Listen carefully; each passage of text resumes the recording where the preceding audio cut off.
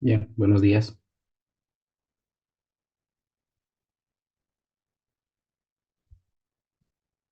Buenos días, Buenos doctor. días, doctor. Buenos Empezamos días, doctor. con hipoglicemias, ¿sí? Luego vamos a ver el contexto de las hiperglicemias y algunos trastornos del medio interno. Convengamos que la hipoglicemia es fácil de entenderla, fácil de tratarla, pero lo complicado siempre es analizar al paciente, ¿sí? Es más del 90% de los casos tiene que ser una patología de causa exógena, ¿sí? Y en un bajo porcentaje está asociado a lo que puede llegar a ser una enfermedad orgánica, ¿no? Por ejemplo, entonces lo más habitual es la falta de o la excesiva administración de hipoglicemiantes, ¿no? ¿Sí? Más que todo que por la misma enfermedad. Entonces, tanto la hiperglucemia como las hipoglucemias son las causas más frecuentes, literalmente, en los servicios de emergencias.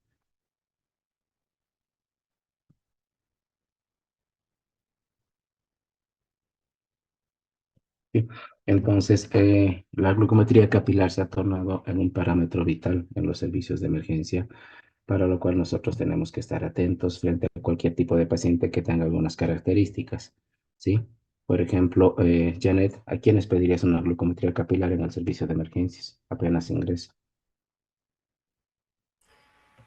Primero los pacientes que han llegado con trauma, ¿no? Ya, También a los, sí, bueno, también a los pacientes, si no sabemos una causa en común, si han llegado, por ejemplo, inconscientes. ya. Esa es la característica particularmente a todo paciente con antecedente de alteración del estado de conciencia, ¿sí? Entonces, sabemos que la glucosa es el estímulo, la energía para lo que son las neuronas del cerebro. Entonces, si esta no la tiene, vamos a tener un grado de encefalopatía, ¿sí? Entonces, ¿qué es lo que nosotros tenemos que preguntar particularmente? Entonces, ¿desde qué hora y desde cuándo? ¿No? ¿Por qué? Porque la persistencia, la presencia de esto me puede causar un deterioro neurológico, que es lo que se habla de una encefalopatía metabólica, ¿sí? Entonces, vemos algunas características de lo que puede llegar a ser este tipo de entidades, para lo cual nosotros tenemos que empezar a tenerlo en cuenta. Entonces, se puede clasificar con una glucometría capilar menos de 70, ¿sí? O mayor o igual a 54, ¿sí? En un evento caracterizado por alteración del estado de conciencia, ¿sí? Entonces, vemos que el metabolismo de los hidratos de carbono está en relación bastante con la secreción hormonal a nivel de lo que es las glándulas suprarrenales, a nivel de la hipófisis y a nivel del páncreas, ¿no? A nivel de las glándulas suprarrenales con el cortisol, ¿sí? Con la epinefrina, y a nivel de la glándula hipófisis con la hormona de crecimiento, y la relación con las hormonas contrarreguladoras de la insulina, que es a nivel de la liberación del páncreas, ¿no? Entonces nosotros tenemos que tener en cuenta que la glucometría capilar es un parámetro muy importante. ¿Sí? Hay gente que está acostumbrada a tener una glucometría capilar en el límite de lo normal, ¿sí? Pero nosotros tenemos que asociar el valor de la glucometría a la sintomatología que va a tener el paciente. Entonces tenemos que tratarla de correlacionar con algunos síntomas que pueden ser tanto autonómicos como neuroglucopénicos, ¿sí? Entonces, si habla de síntomas neuroglucopénicos, estaríamos hablando de una relación de lo que es el sistema nervioso central. ¿Sí? Entonces, vemos que los síntomas, perdón, autonómicos, ¿sí? Más que todo va a ser esta en relación a lo que es la temperatura, la digestión, la función neurológica y la presión arterial, ¿no? Entonces, tenemos que ver también este tipo de relación para ver si el paciente puede estar en relación a solamente una disminución de una glucometría o puede estar intercurriendo con un parámetro infeccioso, ¿sí? Entonces, la glucometría, ¿quiénes lo va a pedir? Pacientes con alteración del estado de conciencia, ¿sí? Entre los síntomas autonómicos podemos tener las palpitaciones, la transpiración, el temblor, el nerviosismo, la ansiedad. Y entre los síntomas neuroglucopénicos vamos a tener el estado neurológico, confusión, somnolencia, alteraciones del habla, cambios del comportamiento. Entonces, en primer lugar, los que primeros que se van a manifestar van a ser los síntomas autonómicos. Y en segundo lugar van a venir los síntomas neuroglucopénicos. Y es ahí donde nosotros ya vamos a poder quizás interpretar que el paciente ya tiene un deterioro neurológico per se por la hipoglicemia y lo más importante es el tiempo en el cual nosotros vamos a poder percibir esa relación. ¿Por qué? Porque mientras más tiempo y mayor bajo sea la glucometría capilar, la mayor probabilidad que de de una encefalopatía metabólica va a ser mucho más alta. ¿Sí? Entonces, en los servicios de emergencia, prácticamente toda alteración del estado de conciencia. Y esa va a ser una característica de muchos pacientes que acuden a los servicios de emergencia, ¿no? Entonces, es muy imperioso entender que el sistema nervioso central puede estar afectado en el contexto de la hipoglicemia, entonces va a ser incapaz de mantener cierto tipo de funciones neurológicas básicas. Entonces va a tener la mayor probabilidad de sufrir accidentes o lesiones traumáticas, ¿no? ¿Por qué? Porque los pacientes van a tener la tendencia a caerse, sufrir traumatismo craneoencefálico, ¿sí? Y el daño neurológico puede ser permanente en lo que les decía, el tiempo y la evolución, ¿no? Entonces, la glucometría capilar también se ha visto en pacientes internados que tenemos que ver, particularmente en los pacientes sépticos que tienen un metabolismo mucho más acelerado y tienen una mayor utilización de la glucosa. Entonces, todo paciente con obnubilación, estupor, estado de coma presente o alteraciones del estado de alerta, es meritorio tomar una glucometría dentro de los servicios de emergencia. ¿Sí? Entonces, Osmar,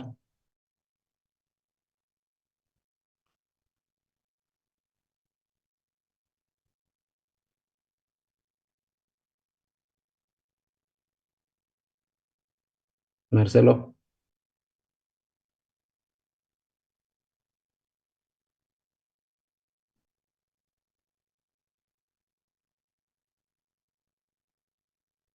ya estarás con el chat mal si no me equivoco, ¿no? Con el micrófono. ¿Ya? Marcelo, igual puedes escribir algunas respuestas, ¿listo, Osmar? O alguno que no tenga bien su micrófono, pero por lo menos digan presente. Joshua,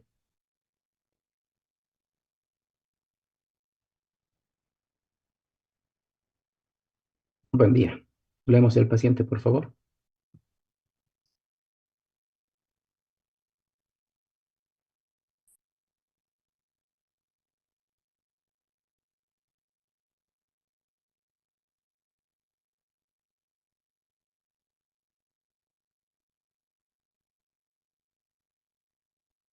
Bien. ¿Qué hacemos?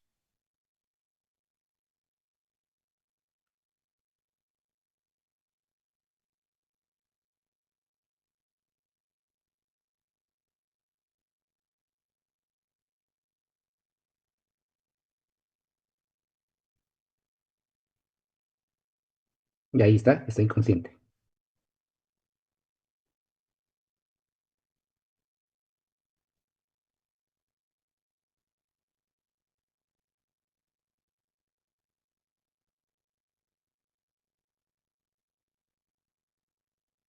Bien.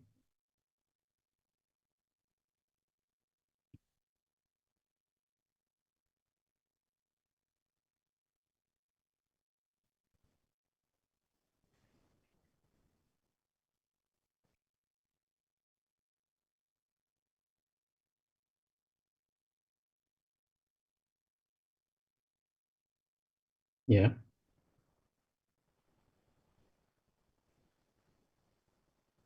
¿Y qué quieres ver con la gasometría?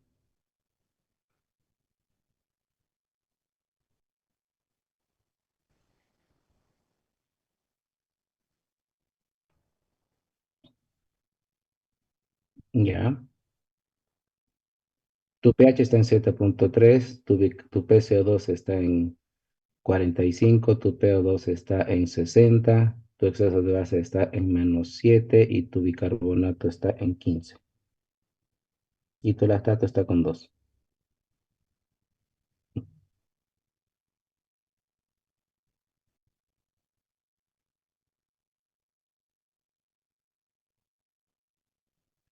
Una acidosis metabólica bien, sí, a grandes rasgos.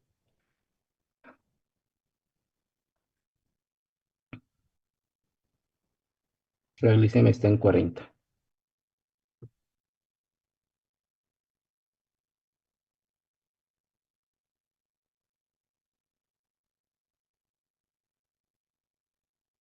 Exactamente.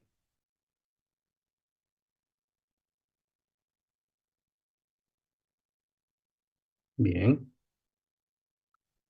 sí, y literalmente mucho más ordenado, ¿sí?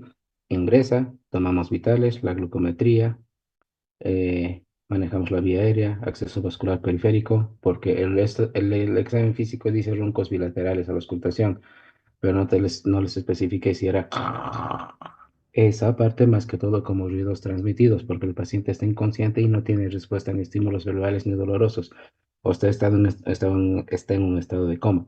Tampoco hemos hablado del tiempo de evolución, que es lo que quieres preguntar, que estamos de acuerdo en esa situación. Ahora habrá sido una sola hipoglicemia. La gasometría solo está ácido, nada más, ¿no? No tiene un estado infeccioso para estar hablando por ese lactato, ¿sí? Pero, ¿qué más habrá sido? ¿Será un taqueado? ¿Sí? ¿Se habrá caído en la ducha? ¿No nos han avisado? ¿Será un evento vascular cerebral? ¿Será un intento autolítico? ¿Sí? No sabemos, ¿no? Entonces, está bien lo que tú has comentado, ¿no? Entonces tenemos que tratar de investigar. Actuar e investigar es lo más rápido que tenemos que hacer. Y particularmente desde qué hora está inconsciente el paciente, ¿no? Entonces, yo tengo que ver esas cosas, ¿no? Si el paciente está haciendo ejercicio intenso, si ha perdido de peso, si estaba con un estado infeccioso previamente, en el caso de las mujeres, si estaba embarazada, ¿sí? Entonces yo tengo que ver las características, ¿no? O algunos tipos de enfermedades asociadas, ¿no? Si el paciente era desnutrido, si tenía alguna patología renal, una patología hepática, una patología cardiovascular, o lo más raro que tenemos, ¿no? Defectos enzimáticos o defectos endocrinos, ¿no? Entonces, para tratar de ver y tratar de relacionar si hay producción de la glucosa endógena o no hay producción de la glucosa endógena, ¿no? Entonces, no es la concentración de una glucometría capilar, lo que les decía hace un momento atrás, no me indica el, el parámetro clínico que va a tener. O sea, yo tengo que ver la relación de la glucometría con las manifestaciones clínicas que va a tener cada paciente. ¿Por qué? Porque la tolerancia es diferente, ¿sí? Particularmente en los niños, en los que presentan nutrición parenteral y en algunos desnutridos, ¿sí? Cintia,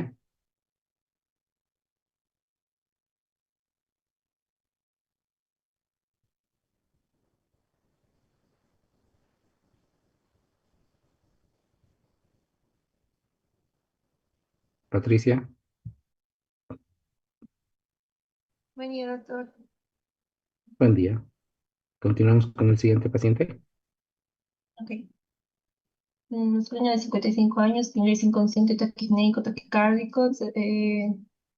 Bueno, ácido base está 7.16, así tiene una acidemia. 19, supongo que es el bicarbonato. No, 78. intentamos siempre el pH, la PCO2, la PO2, el exceso de base y el bicarbonato. O sea, Ok, 7.16 de pH, 19 de PCO2, 78 de oxemia, menos 28 de exceso de base y 3.9 de bicarbonato. ok. Electrolito 139, 7.1, 114, lactato, láctico, ácido láctico, 84. Es Glicemia 8.4, capilar. se me pasó. En glicemia capilar 35 miligramos de litro. Bien. ¿Qué Mm, puedes tratar de interpretar? Pero, doctor, ¿Qué puedes tratar de interpretar? bueno, es un paciente que está inconsciente, eh, ¿Y qué es lo tiene que haces? Claro, ¿no? bueno, hay que revisar el estado de conciencia, bueno, hay que reevaluar el estado de conciencia, después evaluar si tiene pulso, eh, Tiene pulso, además, pero eh, está taquipnéico y taquicárdico. como puede ser un contexto de una caída, pues también sería el control cervical, ¿no? Bien. Suministrar oxígeno en este Ujú. paciente con su saturación está en 78. Después Ya. hacer una instancia de tórax, ver, auscultar, palpar. Mi mm, pregunta, des- me perdí un ratito, vas a disculpar. Eh, ¿Lo hemos intubado? Eso también hay que intubarlo, ¿no? Es lo primero que tienes que hacer. Sí. Ya. ¿No? Después, Mm, hacer un A ver, examen a neurológico. ver, empezamos de nuevo y en orden. A ver, dale. Es un caso muy bonito, ¿sí? El control cervical, control de la vía aérea con suministro, perdón, doctor. Eh, perdón, ¿puedo silenciarlos que me están llamando? Sí.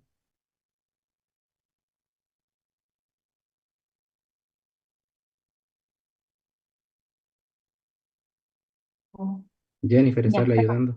Ah, ya, dale, dale, seguí. Igual Jennifer te va a ayudar en alguna cosa. Control de la vía aérea. Habría que suministrar el oxígeno, luego posterior intubarlo, verificar pulso, recomprobar lo que sería el nivel de conciencia y examinar al paciente, ¿no? También Y, averiguar antes. Perdón, Pati. También en ese momento es ya sacarle más laboratorios. La intubación del paciente es lo primero y preguntar qué antecedentes tenía el paciente, si tomaba algún medicamento, si tenía alguna enfermedad de base. Ya. Así, solo con esto, ¿cuál es tu diagnóstico? El paciente está en una acidemia, tiene una hipoglicemia también severa y habría que hacerle también una radiografía de tórax para ver si tiene algo a nivel pulmonar, por lo que está taquipnéico y taquicárdico. Ya. Bien. ¿Seguimos, Pati? Sí, doctor. Mm, Además de sus diagnósticos, Sí. El diagnóstico. sería una cetoacidosis, mm, o ¿Por tal qué vez cetoacidosis? Ahora ponerle el una, apellido, porque hay diferentes tipos de cetoacidosis, ¿sí? Una acidosis láctica, una cetoacidosis diabética en el paciente renal, una cetoacidosis por ayuno. puede ser una cetoacidosis por ayuno, tal vez, o, o una cetoacidosis láctica, Porque porque te suele va lo ocurrir. raro, ¿no ve? Está hipoglicémico y está acidótico severo, ¿no? Entonces es un paciente con deterioro neurológico, taquinoico, taquicárdico. Entonces los diagnósticos, solo con esto, estamos hablando de una hipoglicemia sintomática, un trastorno hipercalémico, ¿sí? Un proceso séptico con foco a descartar por el láctico y eso me está generando el trastorno hemodinámico con la acidosis metabólica. ¿Sí? Entonces sabemos que la acidosis literalmente no es un diagnóstico, es una consecuencia de un proceso, ya sea metabólica o respiratoria. Entonces ahora yo tengo que tratar de investigar, ¿no? Desde qué hora está botado en el piso, si se ha caído, si estaba cursando un cuadro infeccioso, ¿sí? Pueda que se haya caído o no ha despertado, entonces, aparte de la radiografía, tengo que hacerle una tomografía de cráneo. ¿Por qué? Porque pueda que se haya acostado a las 11 de la noche, se haya intentado despertar, ha tenido un evento vascular cerebral hemorrágico, ¿sí? Entonces se deterioró neurológicamente, nos hemos despertado a las 8, hemos acudido a su domicilio, no despierta, no despierta, motivo por el cual está realizando también metabolismo anaerobio y por eso está taquicárdico taquimneco con una respiración no de Kussmaul, sino con una respiración ruidosa por alteración del estado de conciencia. No nos olvidemos que lo que les decía a los chicos con los que trabajo, una paciente ha venido con una hemiplegia del lado izquierdo, en el contexto que estaba sentada y estaba renegando. De repente le empieza a doler su cabeza y deteriora funcionalmente, neurológicamente estaba compensada la paciente. Entonces, la atendemos en el servicio de emergencias, la estamos monitorizando, nos habla, nos explica qué es lo que ha pasado, por qué ha renegado. Entonces estábamos haciendo sus muestras de laboratorio ante la sospecha de un cerebro agudo, un evento vascular cerebral, estamos pidiendo la tomografía y de repente yo le escucho a la paciente, empieza a roncar. Entonces me doy la vuelta y literalmente les doy un pequeño plumazo a los internos. Un paciente con alteración del estado de conciencia que empieza a roncar, ¿qué es lo que vamos a sospechar, Pati?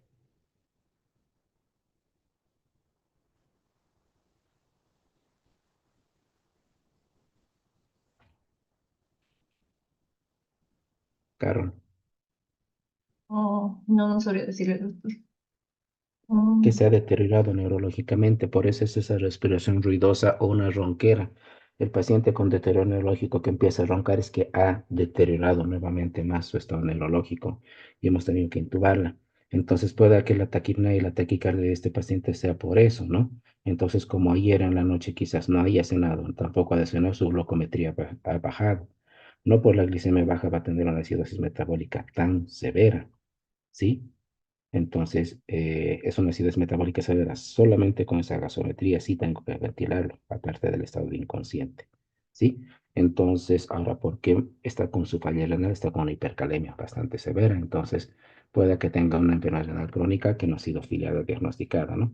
Entonces, por eso les decía, es fácil si yo les pongo casos de hipoglicemia, pero normalmente no nos vamos a encontrar casos de hipoglicemia sola, salvo que sea porque el paciente no estaba consumiendo medicación o su administración de medicamentos sea irregular, ¿no? Entonces, la glucosa siempre va a ser el sustrato energético, ¿sí? ¿Por qué? Porque los mecanismos de regulación va a ser el aporte calórico, el mecanismo de regulación de la glucosa va a ser el aporte calórico, la gluconeogénesis, la gluconeogénesis y la glucogenólisis, todo lo que implica normalmente el aparato hepático, el sistema hepático, ¿no? Entonces, la hipoglicemia va a tener un riesgo de vida, sí, y eso es lo que nosotros queremos determinar en esta clase. ¿Por qué? Porque la glucometría, la hipoglicemia en un servicio de emergencia es fácil, como quien dice vulgarmente, le meto glucosa y listo. Entonces, le meto glucosa, el paciente reacciona, lo despierta, está neurológicamente bien, lo mando a su casa, sí o no, no sabemos. Pero si no despierta, ese cuadro ya es con secuelas neurológicas. Entonces, lo que yo necesito fijarme es la respuesta al tratamiento que va a tener este paciente. Yo tendré que ver mis averiguaciones para ver si hay enfermedades concomitantes, si ha habido iatrogenia, porque algunas veces la administración de volúmenes mayores de insulina o las intoxicaciones por ingesta de metformina o glibenclamina, o hay un ayuno bastante prolongado, particularmente los de tercera edad, ¿sí? Por abandono o por riesgo, ¿no? Entonces, el que tengamos una glucometría baja de 70 para abajo, algunas literaturas, de 50 para abajo también, nos ayuda a entender eso. ¿Por qué? Porque el paciente va a tener también un riesgo de broncoaspiración y eso puede suceder con el otro paciente, ¿no? Entonces, la glucometría o la hipoglicemia, lo mismo que la cetoacidosis, tiene un balance entre lo que son la insulina y sus hormonas contrarreguladoras. Y entre las hormonas contrarreguladoras, principalmente vamos a tener el glucagón. También vamos a tener la hormona de crecimiento, claro, ¿no? Entonces el glucagón va a estar asociado a lo que es la función del páncreas, que va a liberarlo cuando los niveles de la glucosa sean demasiado bajos, ¿no? Entonces hace que el hígado convierta el glucógeno en glucosa para liberarlo al torrente, ¿no? Entonces esto también va a liberar va a producir la liberación de insulina, ¿sí? Entonces esto me va a captar azúcar por las células y estas me la mandan a los tejidos independientemente de la insulina también. ¿Sí? Entonces, ese es el hecho, el equilibrio entre las hormonas contrarreguladoras, tanto de la insulina como el glucagón, es lo que va a mantener los niveles de glucosa adecuados. ¿Sí? Entonces, hay respuesta orgánica a lo que es la hipoglicemia. ¿Sí? Y eso es lo que nosotros vamos a entenderlos ahora, ¿no? Entonces, la hipoglicemia severa sí necesita una asistencia médica inmediata, sí. La moderada, menos de 55. La sintomática, incluso con menos de 70 miligramos por decilitro. ¿Sí? Entonces, por eso les decía, no hay un parámetro de relación directa entre lo que es el nivel de glucometría capilar y la sintomatología. ¿Sí? Incluso se ha visto niveles con 60 que están bastante sintomáticos. El único caso que particularmente nosotros hemos visto en una guardia es un paciente que estaba cursando en salas generales una internación en un diabético muy, muy mal controlando por un cuadro infeccioso. Entonces me llamaron y a mí al servicio de terapia intensiva por un deterioro neurológico. Le tomamos la glucometría capilar y estaba con 94, pero el paciente estaba deteriorado, diaforético, sudoroso. Entonces tomamos la decisión de pasarle 2 ampollas de solución de hipertrosa y con eso el paciente recupera su estado de conciencia. Sí, entonces revisando la historia clínica, el paciente siempre tenía glucometrías capilares entre 200, 250 muy mal controlado. Entonces, ese ha sido, por ejemplo, el único evento que yo he visto que se ha podido catalogar como una hipoglicemia sintomática con ese rango de 94 miligramos por decilitro. ¿Sí? Entonces, hay algo que la denominan hipoglucemia relativa, el contexto de una sintomatología relacionada tanto autonómica como neuroglucopénica, con una glucometría mayor a 70 miligramos por decilitro, ¿no? Entonces, nosotros tenemos que estar preguntando los antecedentes previos, cuadros infecciosos, las adherencia al tratamiento, adherencia a la dieta, ¿sí? Y los ingresos hospitalarios, ¿sí? Entonces, dentro de un servicio de emergencia, lo que estábamos hablando también el día de ayer, es muy diferente dos aspectos, dos parámetros, el neurológico y el hemodinámico. Paciente despierto, paciente inconsciente, ¿sí? Entonces, con el paciente inconsciente se levantan todas nuestras armas, ¿sí? Ahora, la iatrogénica es un factor limitante también al control glicémico de los pacientes. Antecedentes, los pacientes con alcoholismo, con falla hepática, la gluconeogénesis y la glucogenólisis están totalmente alteradas. Es por eso que este tipo de pacientes normalmente tienen una glucometría capilar baja. Antecedentes de la medicación, antecedentes de la dieta, enfermedades intercurrentes, por ejemplo, el renal crónico no tiene una depuración de la medicación de los hipoglicemiantes. Entonces, son probabilidades que nosotros tenemos que ver. ¿Por qué? Porque me va a afectar en la morbimortalidad de este tipo de pacientes, ¿no? Entonces, lo que yo les decía, la respuesta fisiológica a la hipoglicemia, ¿sí? Particularmente es frente a la disminución de la insulina. Entonces, disminuye el uso de la glucosa tanto en el cerebro como en los tejidos. Entonces, el primer mecanismo contrarregulador para tratar la hipoglicemia va a ser la disminución de la insulina, ¿sí? Ahora, por ejemplo, cuando aumenta la producción de glucosa, la segunda línea contra la hipoglicemia va a ser el aumento del glucagón. En tercera línea va a ser la adrenalina. Y en cuarta línea, el cortisol y la hormona de crecimiento, ¿sí? Entonces, este contingente de hormonas entre lo que es la insulina, glucagón, adrenalina, es lo que nosotros nos va a ayudar a mantener un estado de normoglicemia frente a algún artefacto que nos pueda estar causando la hipoglicemia, ¿sí?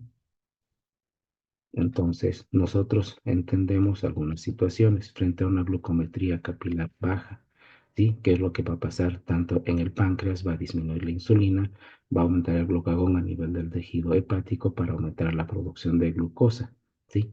Ahora, también la disminución de la insulina va a hacer un efecto a nivel de los riñones para dicho efecto a nivel del cerebro, a nivel de la hipófisis por la hormona ACTH, vamos a actuar sobre la hormona de crecimiento y a nivel de la corteza suprarrenal con el aumento del cortisol.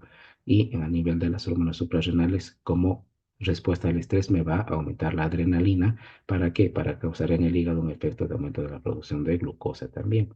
Entonces, de esta forma es lo que normalmente se va a regular. Y hemos dicho, la primera línea de defensa frente a lo que es la hipoglicemia es la disminución de la insulina y la segunda línea de defensa va a ser el aumento de lo que es el glucagón, ¿sí?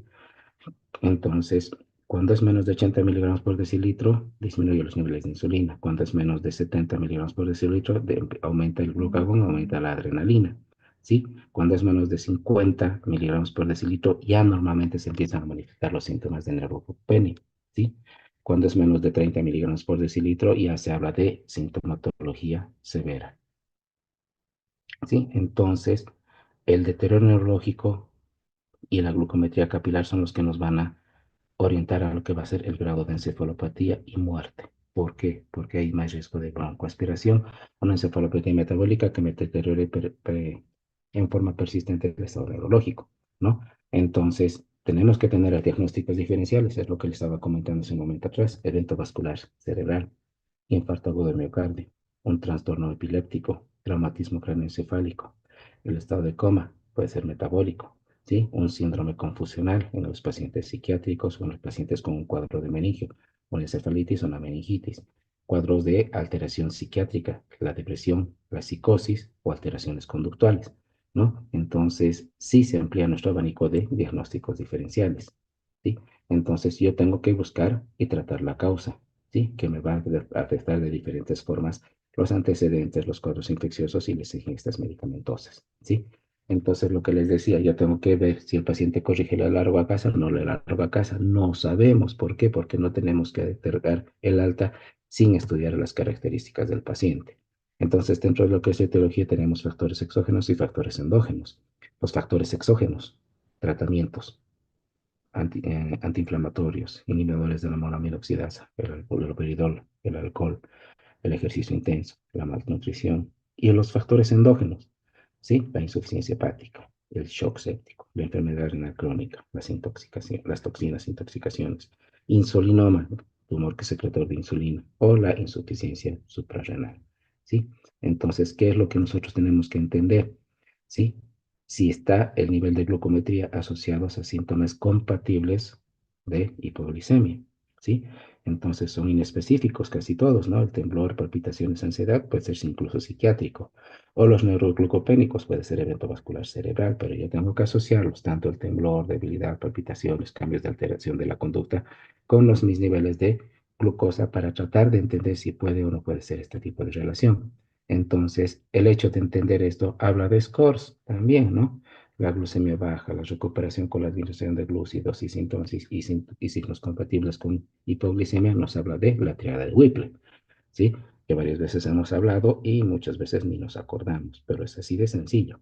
Entonces, los síntomas autonómicos, que quede claro, sudoración, debilidad, sensación de hormigueo, ansiedad, náuseas, midriasis, hipotermia, a relación de los neuroglucopénicos, que es el confusional, la incoordinación, la cefalea, las convulsiones. ¿Sí? Entonces yo tengo que ver qué factores me pueden arriesgar, aumentar el riesgo de hipoglucemias. El deterioro cognitivo, la demencia, se van olvidando poco a poco de la medicación. La respuesta contrarreguladora deteriorada, por ejemplo, una necrosis pancreática, un traumatismo abdominal, desconocimiento de la hipoglicemia, la discapacidad física e intelectual, el uso de alcohol, la polifarmacia, particularmente con beta bloqueantes o con IECAS, por ejemplo, que tiene una alteración con el metabolismo, el deterioro de la función renal, el ser dependiente de terceras personas, ¿sí? Y la fragilidad o edad avanzada, ¿sí? Entonces, ¿en qué casos yo tengo que proteger la vía aérea? Descompensación hemodinámica, sobredosis de opiáceos, aniquilaxia, hipovolemia y, en el tema que estamos, la hipoglicemia sintomática. Entonces, vemos al paciente el estado neurológico, la escala de Gama de Glasgow o el APDI, ¿no? Alerta, respuesta verbal, respuesta al dolor y sin respuesta, ¿no? Entonces el ABC es muy importante en los servicios de emergencias, ¿sí? Entonces, se ha visto que no hay ningún síntoma centinela. La sintomatología depende de las características metabólicas y macrosómicas del paciente. Entonces, ¿quién nos predice mala evolución? Los niveles, la duración de la sintomatología y, en tercer lugar, la lactacidemia, que puede ser secundaria en proceso séptico, ¿sí? Y la duración de la sintomatología es lo primero que nosotros tenemos que tratar de investigar desde cuándo está así y si es que ha respondido o no ha despertado a la estimulación, ¿sí? Hay diferentes tipos de hipoglicemias también, ¿sí? Dentro de lo que es el uso de alcohol, el que bloquea normalmente la gluconogénesis en los pacientes alcohólicos, la inanición por pérdida de depósitos de grasa y precursores, particularmente en la gente de la tercera edad, la enfermedad hepática, el hiperinsulinismo, deficiencias hormonales como el déficit de cortisol, el déficit de hormona de crecimiento, la insuficiencia suprarrenal, ¿sí? Y algunos medicamentos como los ASA, los IECA y el propanolol que nos pueden llevar a alteraciones metabólicas y trastornos de la glucemia, ¿sí? La insuficiencia hepática, la insuficiencia renal, la insuficiencia cardíaca, todos nos llegan a producir cierto grado de alteración a la neoglucogénesis, a la gluconeogénesis o a la glucogenólisis, ¿sí? Ahora tenemos que tener una implicancia o un parámetro también en lo que es la desnutrición, la anorexia nerviosa, ¿sí? Y los cuadros céticos, que es lo más común. El tumor de células mesenquimatosas, hepatópatas, insulinoma es muy, muy raro encontrarlos, ¿sí? Ahora, pero hay otro punto, ¿sí? La hipoglicemia fáctica, que normalmente se puede ver en el contexto de autolesiones, autoagresiones o intentos suicidas. Y entonces ahí tenemos que ver las características de nuestros pacientes o la relación sentimental con la cual hayan estado presentes, ¿no? En mis años de servicio, sí, lamentablemente he visto un fallecimiento por administración de insulina. He visto intoxicaciones con metformina, en el cual tenemos que tratar de esperar, por lo menos controlar unas 2 o 3 vidas medias del medicamento para ver que no haya una recidiva de este tipo de trastorno y el paciente esté con infusión de soluciones glucosadas durante 24 48 horas, ¿no? En tiempo, entonces en el tiempo, encefalopatía hipoglicémica, encefalopatía metabólica con síndromes neuroglucopénicos, rangos de glucometría por debajo de 20 miligramos por decilitro, tiempo de deterioro neurológico mayor a 2 horas, entonces eso me va a dar una mayor tasa de mortalidad. Entonces el tratamiento, así como hemos dicho, dos, ¿no? el paciente consciente, el paciente inconsciente. En el servicio de emergencias, si está consciente en el contexto de algún otro tipo de enfermedad, si está con adecuada respuesta neurológica, podemos dar incluso la medicación bioral, ¿no? Vemos que 15 gramos de carbohidratos aumenta a 50 miligramos por decilitro, ¿sí? Y hacemos una regla de los 15, o sea, sin controlar cada 15 minutos después de la administración. Pero si el paciente está inconsciente, vamos a dar bolos de soluciones hipertróficas, solución glucosa del 33% o al 50%. Y nuevamente controlar a los 15 minutos para ver la mejora clínica o no la mejora clínica, ¿sí? Porque si el paciente no mejora clínicamente, pueda que no solamente sea la glucometría, puede que sea otro tipo de alteración metabólica también. Y después, si hay una respuesta baja o una respuesta adecuada, hasta que no tengamos otros estudios, se hace la infusión de solución glucosada al 5 o al 10% o al 30%. Depende de qué. No de los valores de glicemia, sino dependiendo de las características del paciente. Si es un paciente renal, ¿sí? Entonces tengo que preguntar cuándo va a dializar, ¿sí? Y en ese aspecto ya trataré de utilizar una solución al 5, al 10 o al 33%, o al 50%, perdón, ¿no? Y controlar cada 2 horas. Moroso sí, porque las glucometrías, pero podemos distanciarlo un poco más según las características clínicas. Ahora, podemos utilizar también glucagón, sí, con 1 miligramo endovenoso subcutáneo o intramuscular. De las mismas características que el anterior, control cada 15 minutos, infusión de dextrosa y controles metabólicos regulares. Entonces yo tengo que ver la respuesta terapéutica a la medicación. Sabemos que tenemos carbohidratos de absorción rápida y carbohidratos de absorción lenta. Los de absorción lenta son lo que normalmente no vamos a ver nosotros porque el paciente va a estar en su consulta externa o en su domicilio, que se les indica, no vas a tomar estas frutas, puedes tomar un vaso de Coca-Cola, un caramelo, punto final. Ahora, los carbohidratos de absorción rápida vamos a tener la fructosa y la glucosa, y los servicios de emergencia normalmente vamos a tener la glucosa, ¿no? Entonces, el tratamiento va desde lo que es la administración de soluciones hipertónicas glucosadas hasta la administración de estrótido y glucagón para tratar de hacer el control, seguimiento y el monitoreo de la glucometría tras la administración de la medicación, ¿sí? Ahora, hay veces que el paciente viene en un estado de shock en el contexto de cuadros infecciosos, entonces nosotros tenemos que hacer siempre un acceso vascular periférico. Y si nosotros no tenemos un acceso vascular periférico, no podemos estar esperando que venga alguien con mayor experiencia para colocar un catéter venoso central, que quizás no es lo indicativo por el momento. Entonces el acceso vascular más grande que tenemos para instrumentar puede ser el acceso femoral. ¿Sí? No nos olvidemos que dentro de lo que es la anatomía, el acceso femoral va de adentro hacia afuera, el van, vena, arteria, nervio. Entonces, vemos el arco inguinal, palpamos el pulso en este punto, ¿sí? Tocamos la arteria, el pulso femoral, bajamos 2 dedos por debajo, un dedo por dentro, y es ahí donde funcionamos en dirección hacia la mamila contralateral, siempre esperando para tratar de tener un acceso femoral. La parte buena de esto es que si en alguna vez no lo logramos canalizar la femoral y podemos pinchar la arteria, son lugares que son fácilmente comprimibles en este efecto. Si no, la otra es la yugular externa, que puede estar un poco más accesible, pero si no, tendríamos que estar buscando un cirujano, ya sea para hacer una venotomía o alguien que tenga más experiencia para hacer un acceso vascular central. Ahora, esto del acceso vascular siempre está mucho más dirigido en contexto de la ultrasonografía de la cabecera del paciente para tratar de ver el acceso vascular tanto en corte longitudinal o como en corte transversal. Pero ahí se habla de operador dependiente y la experiencia que se tenga para el manejo del ultrasonógrafo. ¿Sí?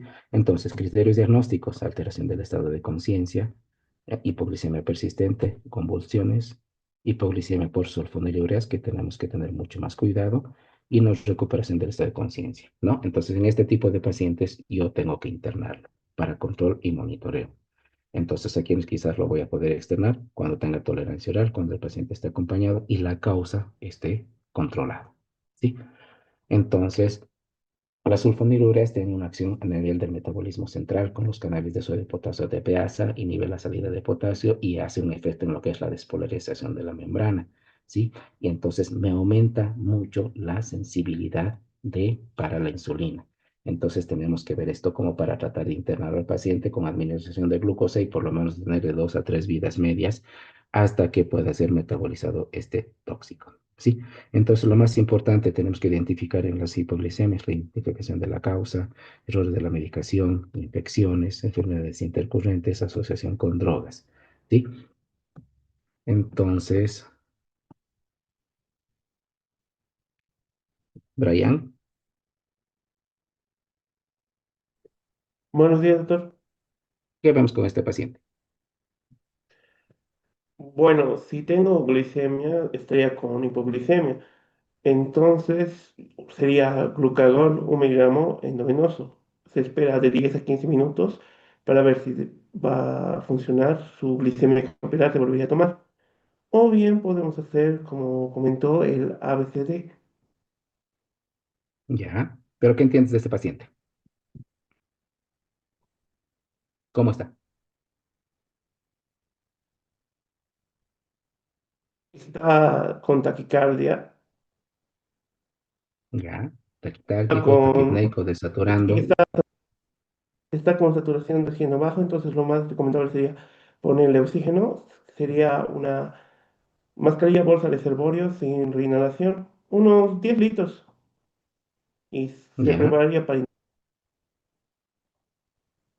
para intubarlo. sí, ¿Y por qué lo intubarías? por la saturación de oxígeno, que es a 75. No es tan baja tampoco, ya, pero es una causa, sí. ¿Y por qué más lo internarías?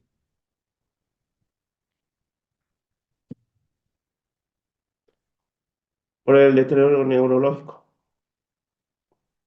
Y hay algo más. Taquimnico, Uno, antes. pupilas mitóticas hiporreactivas, Exactamente, las pupilas mióticas. ¿Por qué se va a producir unas pupilas mióticas?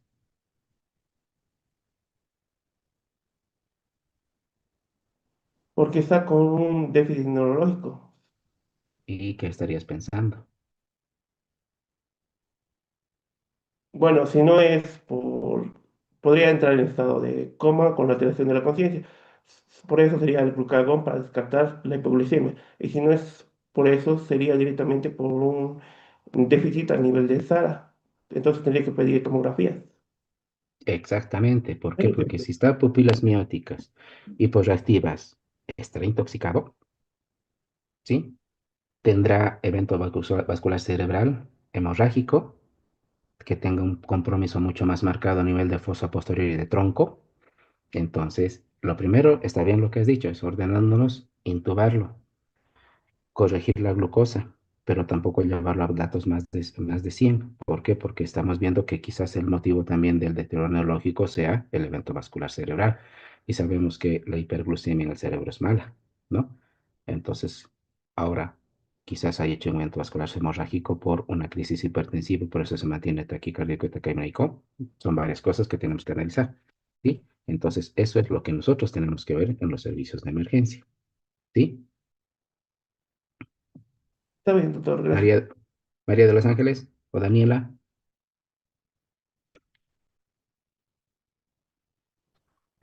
Aquí, doctor, buen día. Hola, buen día. ¿Y este paciente?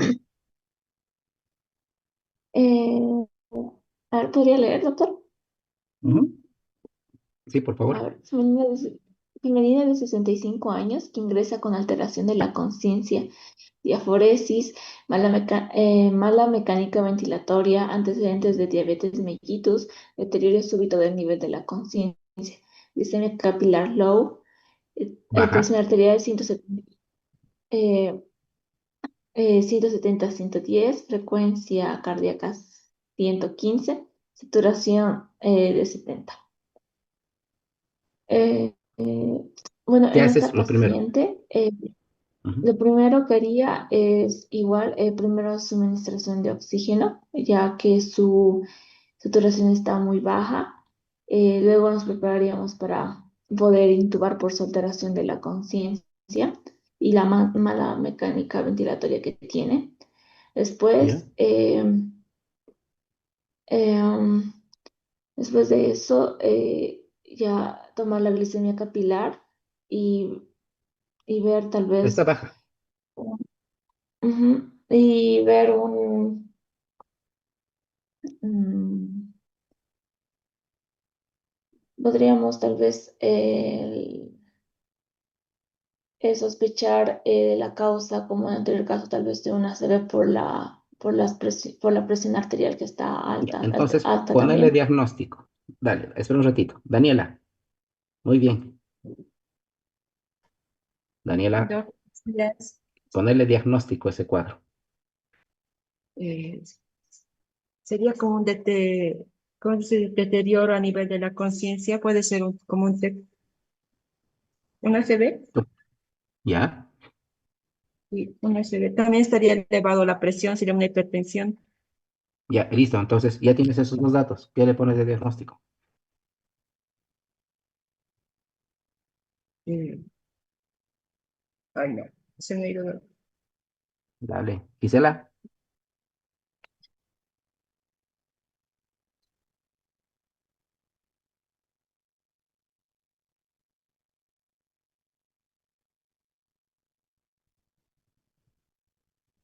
Milton,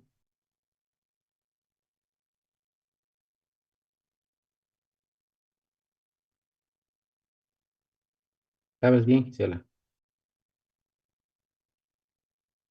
Elizabeth,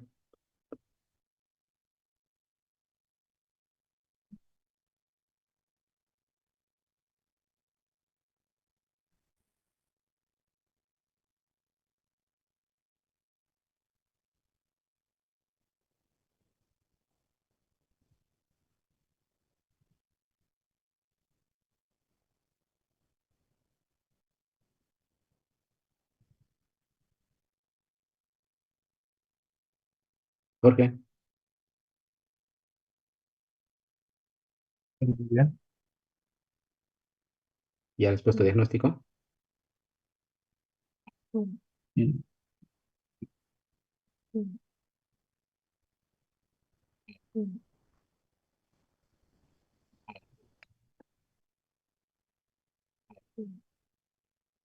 Ya, Eli, pero te falta el término.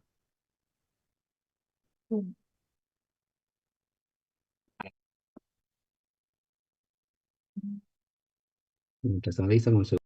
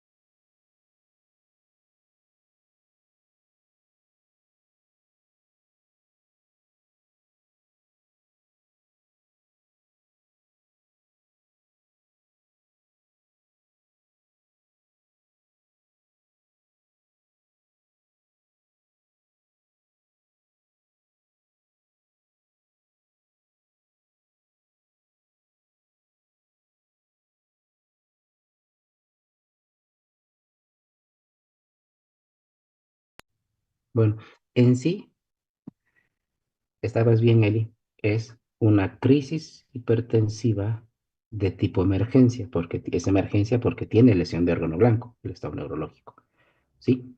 Acompañada de una hipoglicemia sintomática. ¿Sí? Y una diabetes mellitus controlada, punto final, ¿no? Entonces, estabas bien, por eso estaba con una crisis de presión alta, crisis hipertensiva, tiene una alteración neurológica, ¿sí? Entonces, siempre voy a ver esos dos puntos, porque si mi glucometría no mejora con la disminución de glucosa, ya confirmamos la crisis hipertensiva.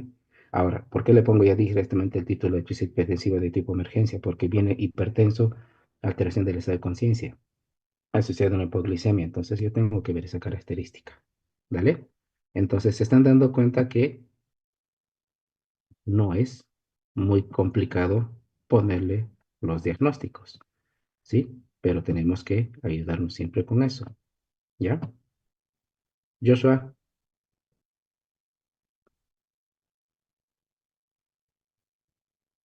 dale con este paciente.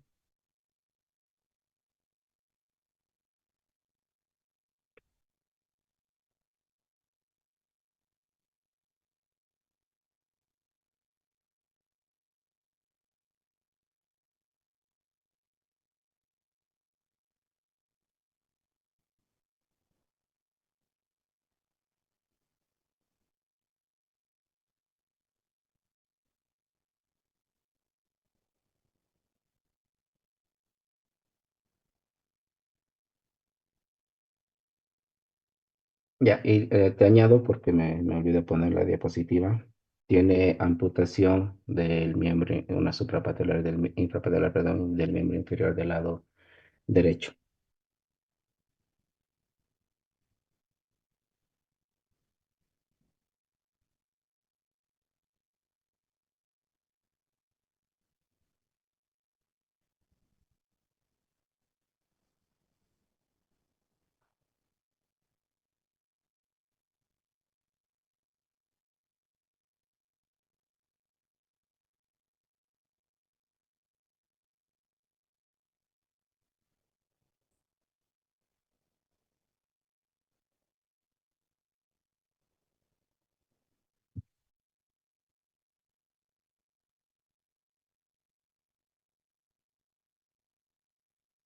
Ujú.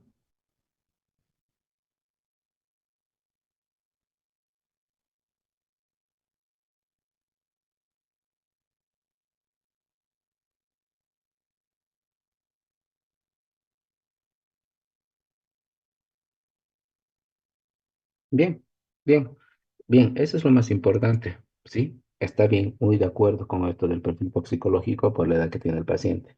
Es un paciente de mal pronóstico, lamentablemente yo lo he conocido, tiene como en un año que he estado en el primer año de residencia, tenía como 7 internaciones por hipoglicemias, como 5 internaciones por lesiones autolíticas. Es un paciente masculino con mala adherencia al tratamiento. Laboratorialmente tenía ya su falla renal establecida, tenía su retinopatía diabética y el motivo de la amputación era por un pie diabético complicado. Entonces, con eso ya se puso a dar punto final a su vida, lamentablemente, porque no logra despertar en ningún momento. Traqueostomía durante varios meses, se fue al domicilio con medidas y controles generales y luego nos enteramos que falleció, ¿no? Entonces, los pacientes diabéticos jóvenes son muy importantes la educación que se pueda llegar a tener para tratar de evitar este tipo de complicaciones. ¿Listo? Entonces, dame un minuto, por favor.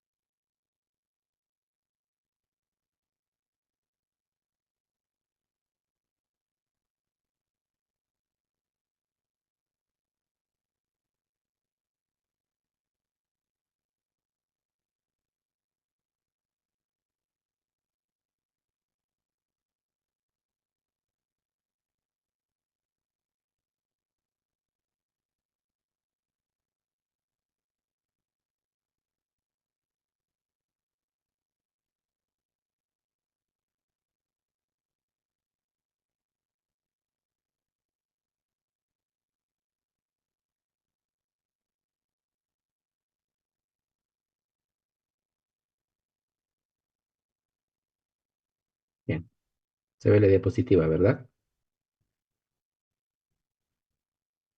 Sí, Doc, se ve bien. Bien. Lo que sí, hoy día la clase va a ser hasta las 10:45, la voy a cortar ahí. Y la última parte de de esta presentación la vamos a hacer el lunes, que nos vamos a extender un poco más, claro está. Por motivos personales, tengo que ir al hospital porque se está mal mi mamá. Entonces, tengo esa visita con el médico que le está controlando. ¿Listo? Ahora, entonces, las hiperglucemias, ¿sí? Los trastornos glucémicos, a lo que hemos hablado, el low y el high, lo bajo y lo alto, ¿sí? Entonces, son consecuencias de diferentes tipos de factores o estímulos, ¿sí? Que nosotros tenemos que entender. Ahora, Patricia,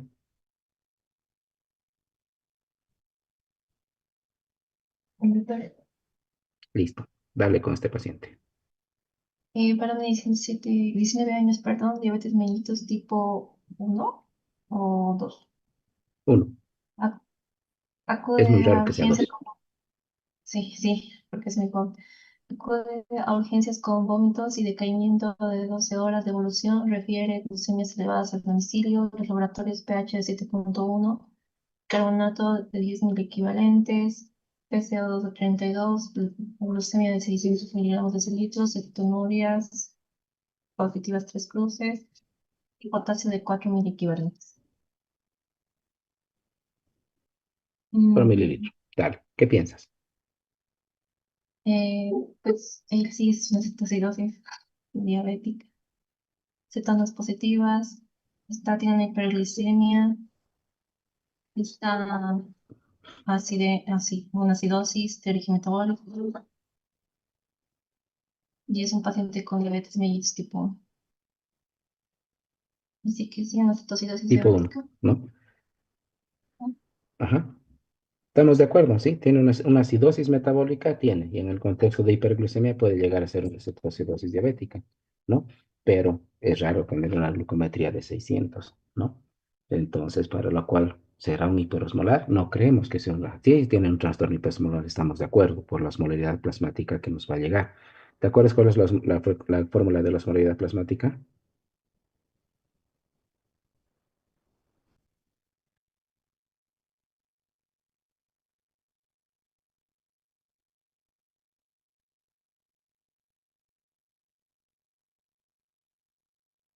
Creo que era 2 por sodio, ¿Ya?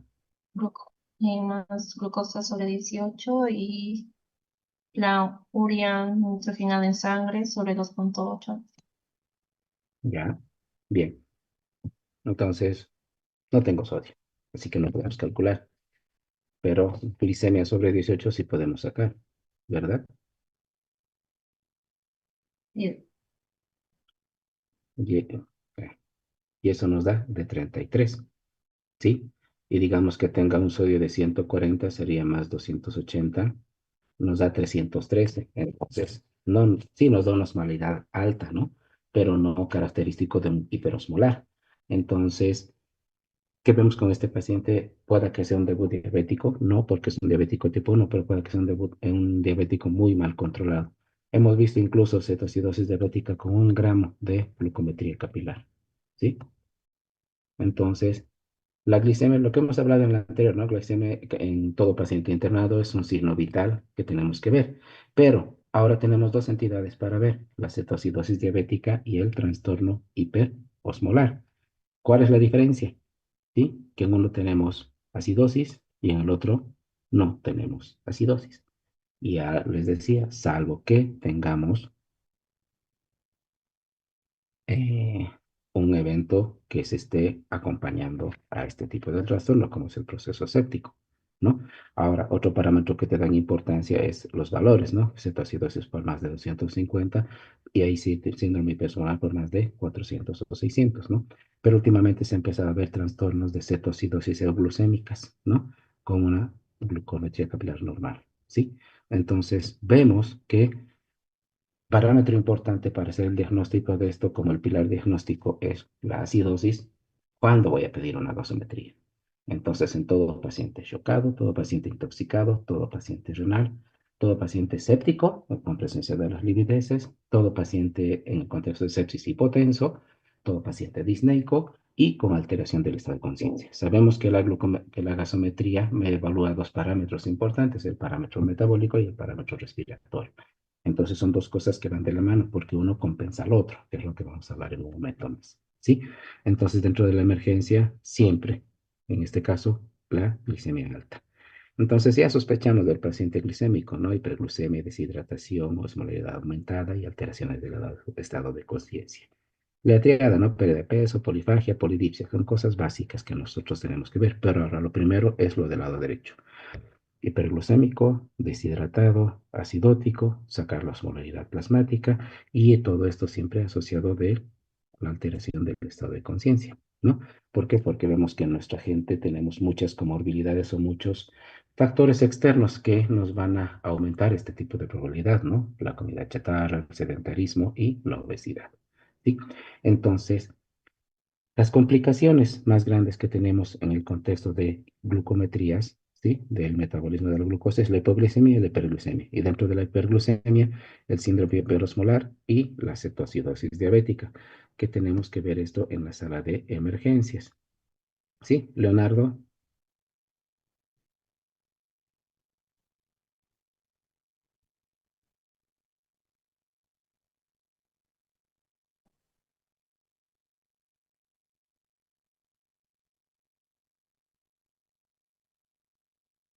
Bien, seguir en el chat, solamente me respondes, ¿sí? Eh, ¿Cuál es la diferencia del tratamiento? Kenia, ¿puedes hablar?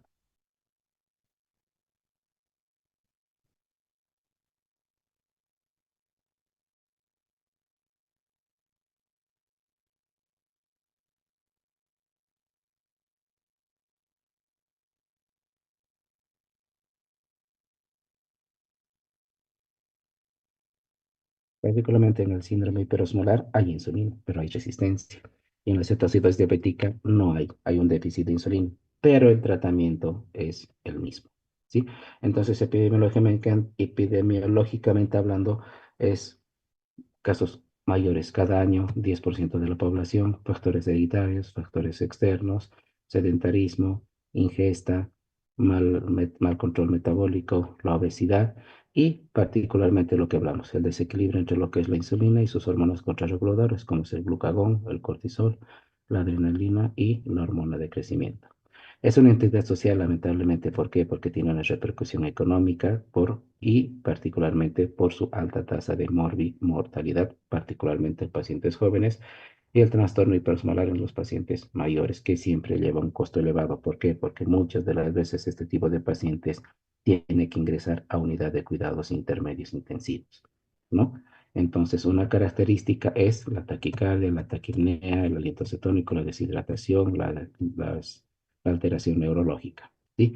Entonces tengo que ver la taquicardia. ¿Por qué va a estar taquicárdico? Porque va a estar deshidratado hipovolémico por la poliuria, por la diarrea que puede estar intercurriendo o por los vómitos en el contexto de un paciente crónico también que esté descompensado por un cuadro gastrointestinal. ¿Por qué va a estar taquipneico? La respiración característica, la respiración de Kussmaul, ¿sí? Por un mecanismo del centro respiratorio de compensación a la acidosis metabólica, en la cual, por la otra característica, si el paciente está taquipneico, es que va a eliminar CO2, entonces va a estar con una hipocapnia, ¿no? Entonces se ha visto la respiración de Kussmaul en la cetoacidosis diabética, en la uremia, en los cuadros sépticos, en las intoxicaciones por etanol, ¿sí? Por ejemplo, ¿no? Igual en la cetosis láctica. El paciente, ¿por qué va a estar hipotérmico? ¿Por qué? Porque por un evento de un proceso infeccioso puede estar vasopléjico con vasodilatación periférica, entonces no controla la temperatura. ¿Por qué va a estar con aliento cetónico? Por el metabolismo de anaerobio, el metabolismo de los lípidos, la producción de cuerpos cetónicos, de acetoacetato y betidroxibutirato particularmente, que son las cetonas. El paciente va a estar con pérdida de volumen, por eso va a estar deshidratado. Ahora que tenga dolor abdominal, náuseas, vómitos, eso también son factores que podemos encontrar.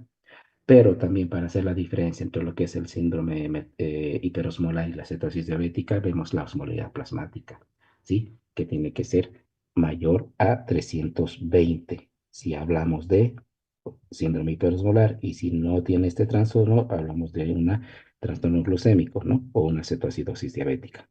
Y tenemos que descargar otro tipo de procesos que pueden estar inmersos, como el cerebro agudo, el evento vascular cerebral o el infarto agudo de miocardio, ¿sí? Entonces, dentro de lo que es el déficit o la resistencia de insulina, vamos a tener en contexto de hiperglucemia o síndrome hipercelular o cetoacidosis diabética. Entonces, frente al descenso de insulina, vamos a generar a nivel de músculo mayor producción de aminoácidos, ¿sí? Y esto me va a generar aumento de las hormonas contrarreguladoras de insulina, tanto a nivel del hígado como al tejido adiposo, ¿sí? Entonces voy a tener menor, a nivel del tejido muscular, voy a tener menor utilización de glucosa y me va a desencadenar la hiperglucemia. Ahora, el aumento de hormonas contrarreguladoras a nivel del hígado me va a aumentar la producción glucosa de hepática, ¿sí? Pero también me va a aumentar la producción de cetogénesis, de aumento del metabolismo de los lípidos. Me va a producir mayor acetoacetato y beta hidroxibutirato, ¿sí? Y a nivel del tejido adiposo me va a aumentar la liberación de ácidos grasos libres. Entonces, en ese contexto, el aumento de la producción de glucosa, la menor utilización de glucosa me va a generar la hiperglucemia. La hiperglucemia a nivel renal me va a llevar o me va a arrastrar bastante volumen, que me va a producir una diuresis osmótica, un déficit de volumen y en el contexto de acidosis metabólica también. Y el hecho también del aumento de la cetogénesis, aumento del acetoacetato, beta-hidroxibutirato, el metabolismo de los ácidos grasos libres, me va a aumentar la cetosis, la presencia de cuerpos cetónicos, que también me va a disminuir las reservas de alcalinas del metabolismo y me va a reducir también la acidosis metabólica.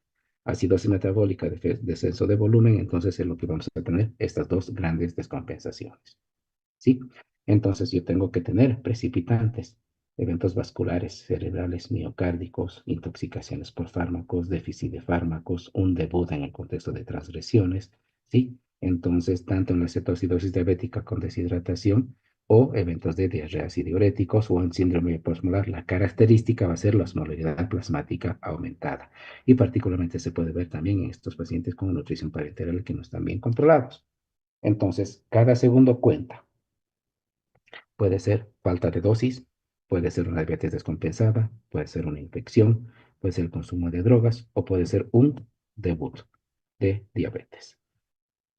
¿Sí? Entonces, dentro de lo que es esto, las características, hablaremos de hiperglucemia, cetonemia, déficit de insulina, acidosis y un anion gap aumentado en lo que es la cetoacidosis diabética.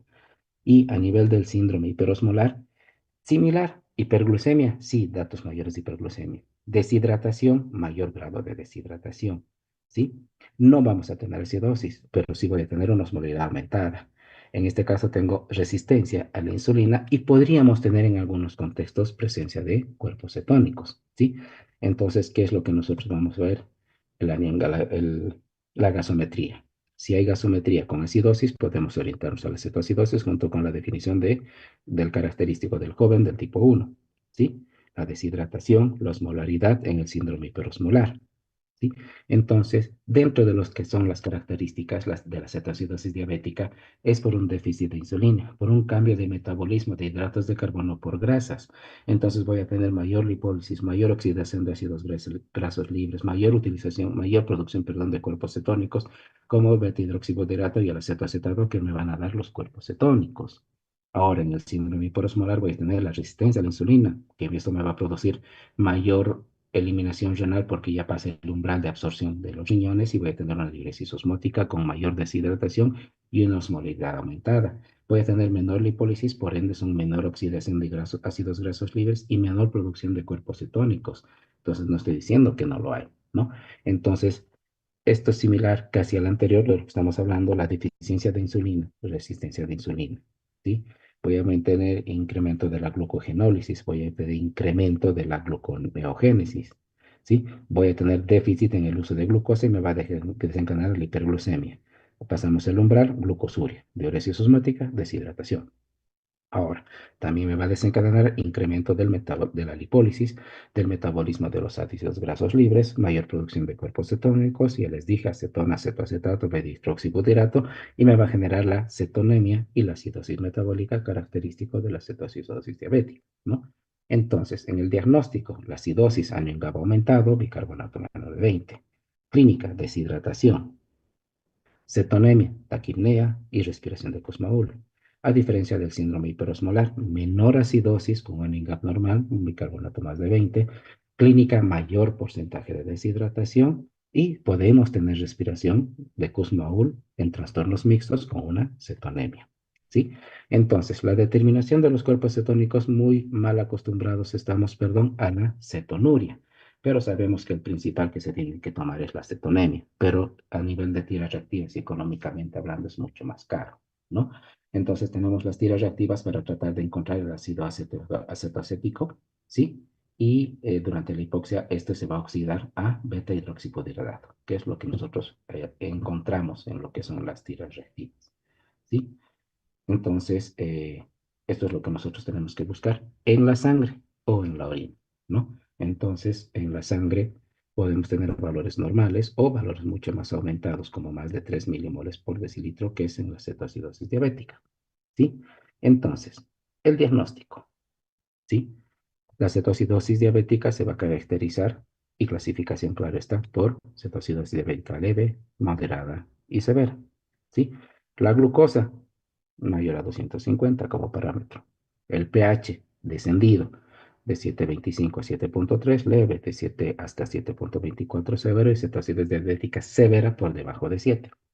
En relación al bicarbonato, si es de 15 a 18, leve. Si es de 10 a 15, moderado. Si es menos de 20 el bicarbonato, severo. El anion gap no me traduce mucho, es mayor a 10, literalmente. La osmolaridad es variable, pero sí, mientras sea leve, moderado, severo, mientras sea más severo la cetoacidosis, voy a tener mayor deterioro del estado de conciencia. A diferencia de lo que es el síndrome hiperosmolar, donde voy a tener una glucometría mayor a los 600 miligramos por decilitro. Quizás no tenga trastornos del pH. El bicarbonato va a ser mayor a 18. Las cetonas pueden o no pueden estar presentes. La osmolaridad sí va a ser mayor a 320. Y la característica también va a ser la alteración del estado de conciencia. ¿Sí? Entonces, yo tengo que ver esta característica, la gasometría, que es donde estamos viendo ahora, ¿sí? Entonces, vemos la gasometría y nosotros tenemos que ver si hay acidemia, si hay acidosis, si esta acidosis es metabólica o es una acidosis respiratoria, ¿sí? Ahora, en el contexto de lo que estamos hablando, nos vamos a ir a la acidosis metabólica. Entonces, yo tengo que sacar la leche amiónica o el anion gap, que es eh, el sodio más potasio, que es bajo normalmente, menos el cloro más bicarbonato. Entonces, estos rangos tienen que estar entre 8 y 12 milicavalentes por litro. Entonces, la característica de la acidosis metabólica es que puede tener con anion gap aumentado o un anion gap normal. Si es un anion gap normal, normalmente son por pérdida de líquidos intestinales o renales, ¿sí? Pero si el anion gap está aumentado, normalmente vemos estas 5 características: por lactisemia, intoxicación por alcoholes, en la enfermedad renal crónica con el síndrome urémico, claro está, por ayuno o una cetoacidosis que puede ser alcohólica o diabética. Entonces, he establecido este tipo de relación con anion elevado, etilenglicol, lactato, metanol, intoxicaciones por asa, alcoholes, la rhabdomiólisis, la enfermedad renal, el síndrome urémico y por la cetoacidosis. Y el anion gap normal, que puede ser por diarrea, alteraciones tubulares, por una insuficiencia adrenal, ¿sí? Por fístulas que me van a seguir deshidratando al paciente, un enfermo renal crónico normal sin descompensación o el uso de acetazolamina, ¿no? Entonces, ahí vemos esto, la osmolaridad plasmática, ¿sí? En la cual yo tengo que ver esta característica, que es 2 veces el valor de sodio más la glicemia sobre 18, más el nitrógeno sobre 5.4, la urea, perdón, o el nitrógeno ureico sobre 2.8. Pero se ha tratado de resumir esta fórmula de la osmolaridad para ver la osmolaridad plasmática efectiva, que es solamente 2 veces el sodio más la glicemia sobre 18. ¿Sí? Entonces, en ese contexto, yo tengo la osmolaridad normal, que va a ir de 280 a 295, pero si es más de 320, sí voy a hablar de un trastorno hiperosmolar. Entonces, yo tengo este paciente con 7.29 de pH, con una PO2 de 89, una PCO2 de 30, un bicarbonato de 15 y un anion gap de 20. Entonces, estamos hablando, su PCO2 está dentro de lo normal,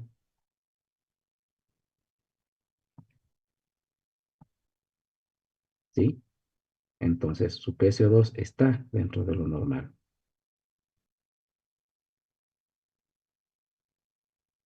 ¿sí? Entonces, su bicarbonato está bajo y su pH está bajo. Entonces, vemos que hay una acidosis metabólica y se saca un anion gap de 20. Entonces, es una acidosis metabólica con un anion gap aumentado. Entonces, veré si es por lactacidemia, por intoxicaciones, por presencia de una cetosis diabética o un síndrome urémico, ¿sí? Entonces, a lo que vamos, la interpretación gasométrica, ¿sí? ¿Sí? ¿A quiénes vamos a analizar? Porque yo tengo que pedir a cualquier paciente que tenga alteración de la ventilación o del estado hemodinámico, ¿sí? Entonces yo tengo que ver la parte de la oxigenación, ¿sí? Del lactato y del metabólico. Yo quiero medir la respuesta de la oxigenoterapia, quizás sí, controlar la severidad de una infección pulmonar, puede ser. Medir la alteración ácido-base, sí. Determinar un estado de choque, también. Medir el control de la descompensación diabética, también. Y controlar los casos de severos de intoxicaciones de la misma forma, ¿no? Pero tengo que tomar en cuenta que voy a tener errores. La función venosa, las burbujas de aire en la muestra, el desconocimiento de la PO2, porque la anterior vez me mandaron al servicio de emergencias una paciente con una PO2 de 70, ¿sí? Y que entra con puntas nasales, con una mascarilla, perdón. Entonces, ya analizando todo, es una paciente con un tromboembolismo pulmonar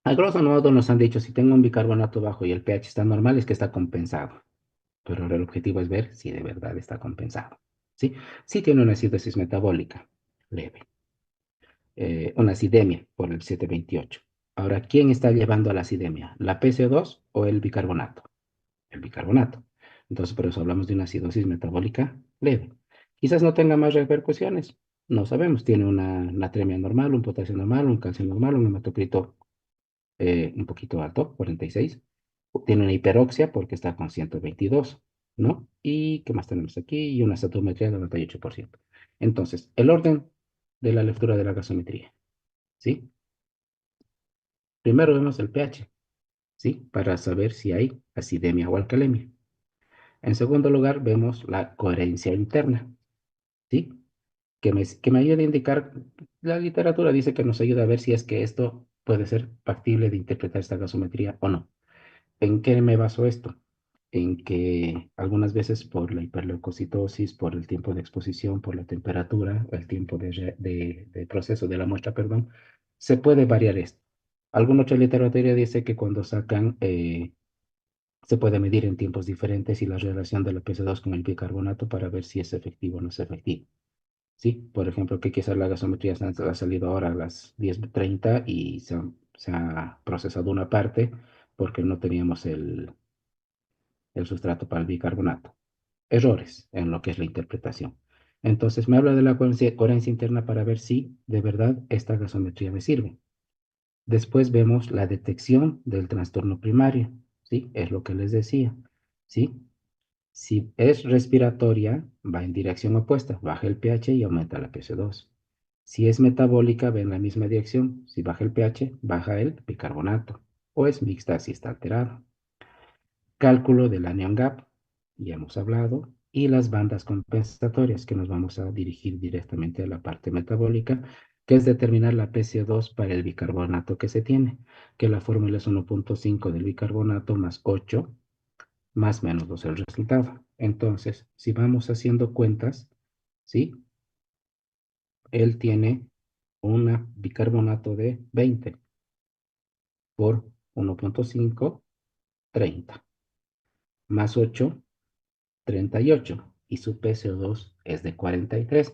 Entonces, tiene más PCO2 de lo que se espera para ese bicarbonato. Entonces, teóricamente no está compensando y tenía una acidosis metabólica leve con alcalosis con acidosis respiratoria. ¿Por qué? Porque tiene más PCO2 de lo que se espera. ¿Sí? Entonces, para eso nos sirve esto, para ver si está compensado o no está compensado. ¿Sí? Ahora, la coherencia interna. ¿Sí? El ejemplo con esta gasometría es PCO2, ¿cuánto tiene? 43. Dividido entre su bicarbonato, que es 20. Esto por 24. Y me da 51. Entonces yo busco en mi tabla de correlación. Busco 51, que está entre 50 y 56. No sé si me están siguiendo aquí con el cursor. Entonces el pH debería estar entre 7.30 y 7.25 y está en 7.28. Entonces es coherente esta gasometría y sí se puede utilizar para la determinación de todo. ¿Ya? Entonces esas son las fórmulas que normalmente vamos a utilizar. ¿Sí? Y si se dan cuenta, solamente en muchas de las oportunidades hemos visto solamente ver si es acidosis, no es acidosis. ¿Sí? Pero hay veces que nos varía mucho en este contexto. Entonces, por eso eh, académicamente hay que ver estos pasos. El pH, si es coherente la gasometría, detectar el trastorno primario, el cálculo del anion gap y medir las bandas compensatorias. ¿Sí? Entonces, vemos, este es el test de Allen que normalmente ni le damos bola, no lo utilizamos, pero es importante porque me habla de la vascularidad del miembro superior a nivel de la mano y algunas veces por funciones frecuentes podemos lastimar la arteria radial y la punta distal se puede empezar a necrosar, entonces tenemos que tomar eso en cuenta. ¿Sí? Entonces, medir el pH, cuál es la gasometría, ver el pH para ver hacia dónde se dirige el trastorno, ver la coherencia interna, ¿sí? La detección del trastorno primario, y las bandas de compensación. En este caso, hay nuevamente las bandas de compensación para la acidosis metabólica, la PCO2, que se espera para ese bicarbonato, ¿sí? Entonces, ¿cómo vamos con esta gasometría?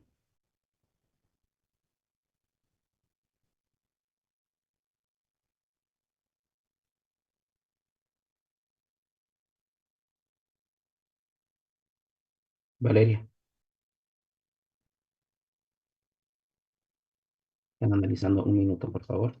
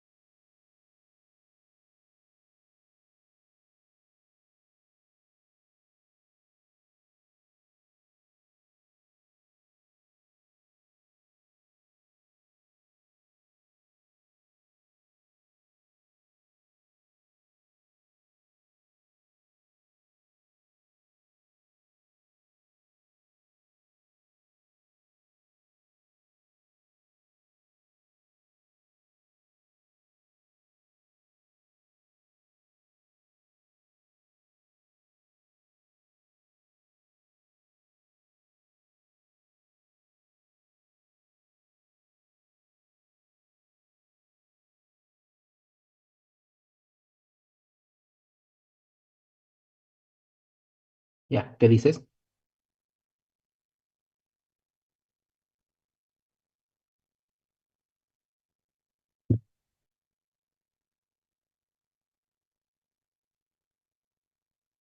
Janet,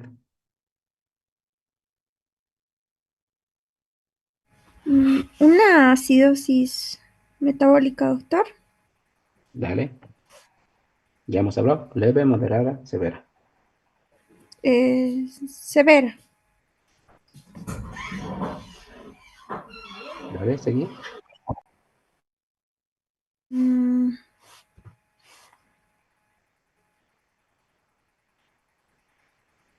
el potasio igual está eh, alto, Ya, una hipercalemia, ¿no? ya. Vamos por lo que hemos hablado. Primero, el pH. ¿Hay acidemia o alcalemia? Ya me has dicho, hay acidemia. Segundo, ¿puedes sacar la coherencia interna?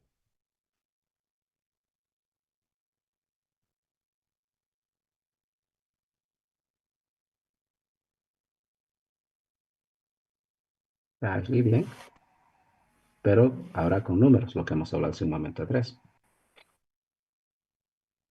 A ver, la coherencia interna es la PCO2 dividido el bicarbonato por 24. Entonces ahí buscamos su PCO2, tiene 15, dividido entre el bicarbonato, 5.3. Esto por 24 y me da 67, ¿sí? Entonces en 67 busco 67, está entre 7.20 y 7.15 su pH. Está un poco variado, ¿no? Ya, seguimos. Entonces, ya hemos visto su coherencia. ¿Cuál es el trastorno primario? ¿Quién te está llevando a la acidemia? ¿La parte respiratoria o la parte metabólica?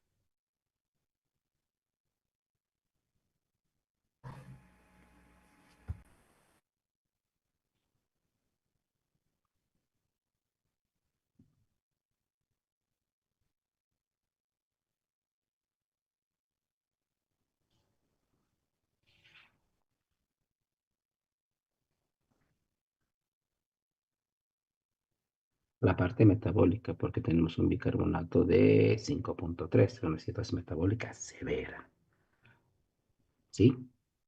Y la banda de compensación, ¿sí? ¿Cuánto tenemos de bicarbonato? Tenemos bicarbonato de 5.3, esto por 1.5 más 8, perdón, 1, no, 5.3 por 1.5 más 8.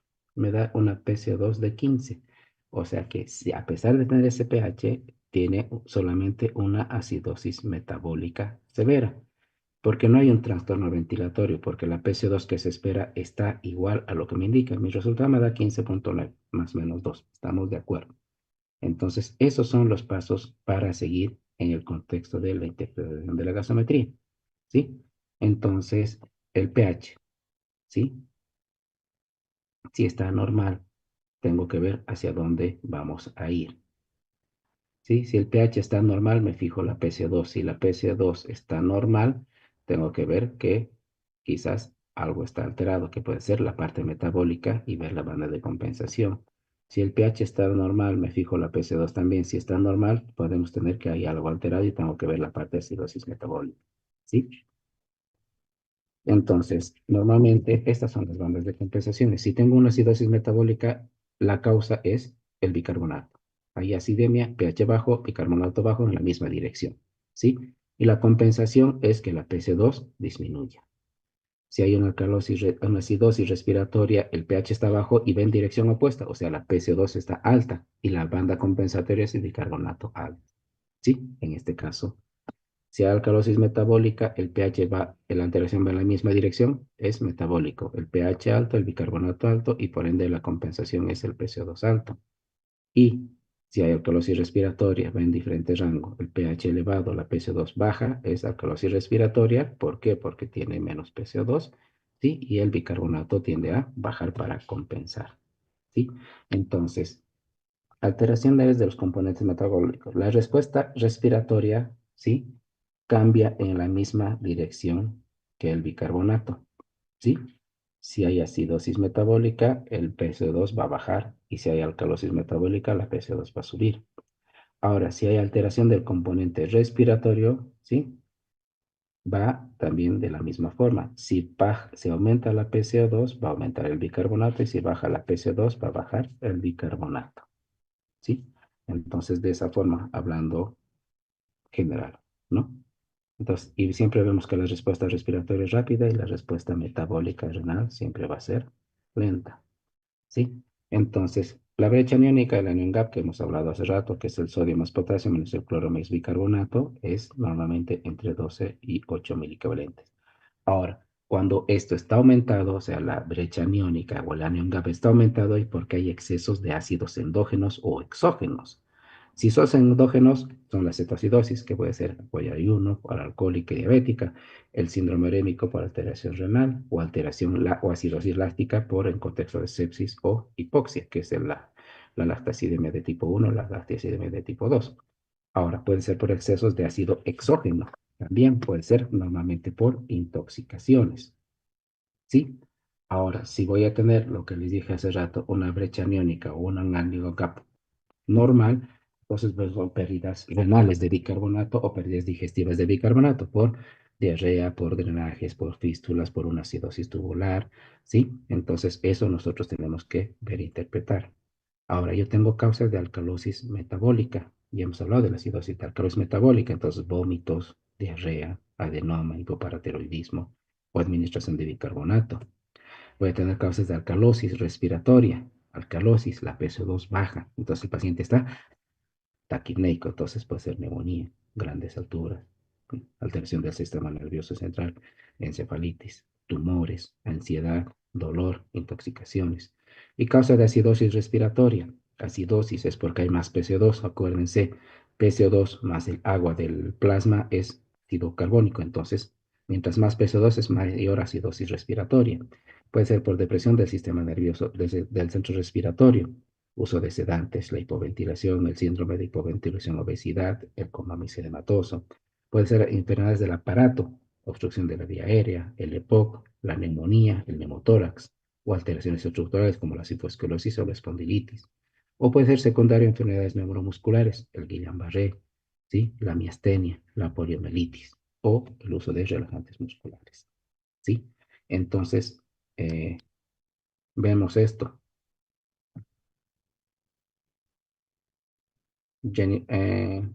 Jennifer o Marcelo. Sí, doctor. Dale, gracias. Esta, expláyate. Mm, Ya, primero su pH tiene una acidemia ¿Ya? con el PO2 de 85 que está aumentado, el PCO2 que está en el disminuido y el bicarbonato que está disminuido, ¿no?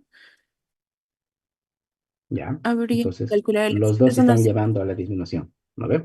Ahora, Ujú, ¿quién está llevando a la acidemia? ¿El PC2 o el bicarbonato?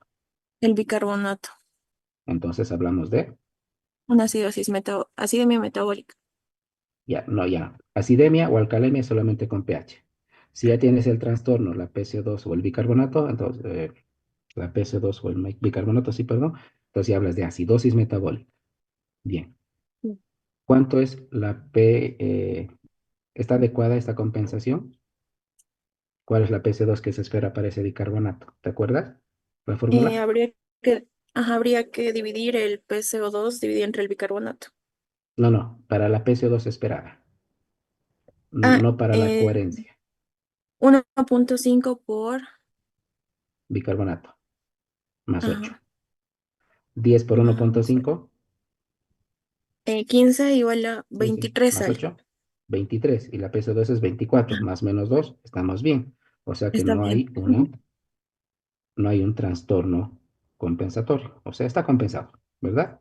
Entonces solamente Sí, hablamos de una acidosis metabólica. ¿Sí? sí, otra. No es difícil, ¿no ve? O ya sabías leer bien gasometrías. No, más bien he aprendido mucho acá. Otra. Muy bien. Entonces, lo que les decía, el anion gap, la brecha aniónica, los ácidos no medidos, ¿sí? Con los aniones y con los cationes, ¿sí? Entonces, el sodio más el potasio, normalmente pero se resuelve la fórmula a sodio menos cloro más bicarbonato, ¿no?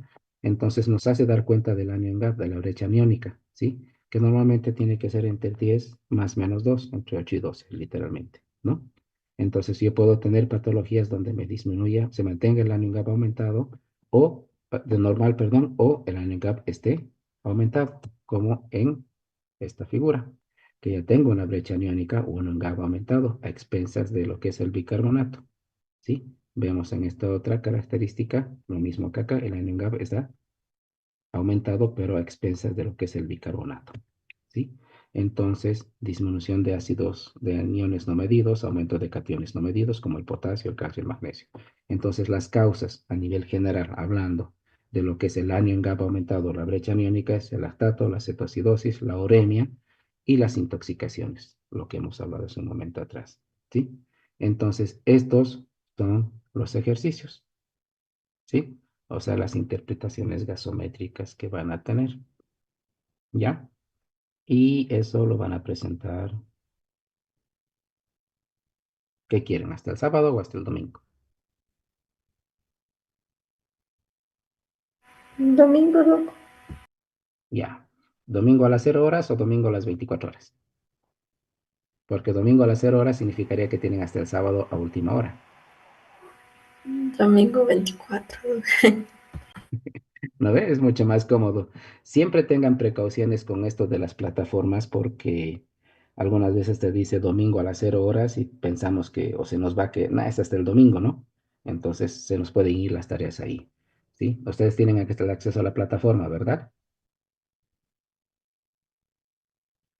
Sí, doc.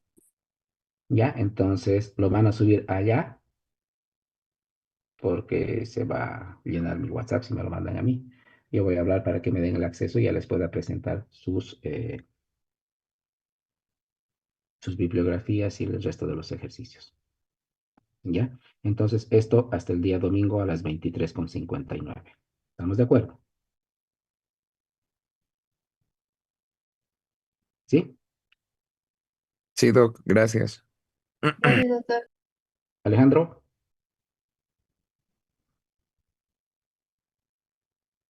o Javier o Mónica. ¿Quién dice yo?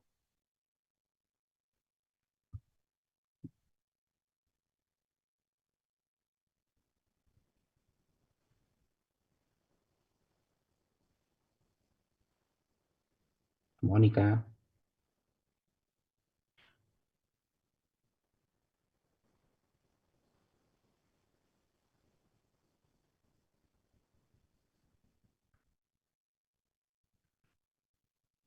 Tengan en cuenta que esto es asistencia.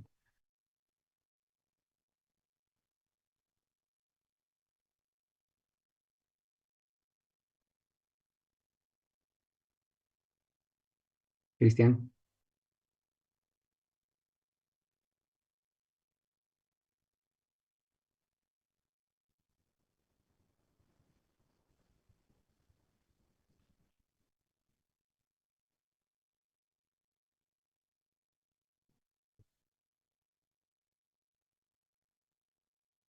lo mismo. Si hablamos solamente del pH, hay acidosis, acidemia y alcalemia. Pero si ya tienes cuál es tu trastorno primario, estaríamos hablando de acidosis respiratoria, alcalosis respiratoria, acidosis metabólica o alcalosis metabólica. En este contexto estás bien. Es una acidosis metabólica. ¿Por qué?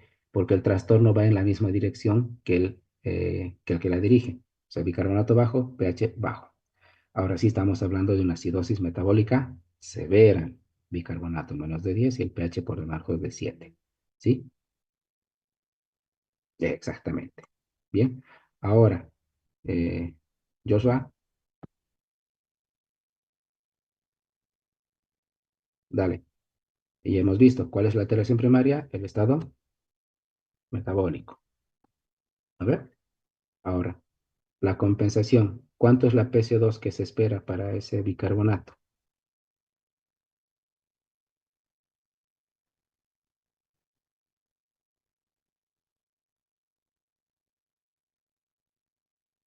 ¿Te acuerdas la fórmula?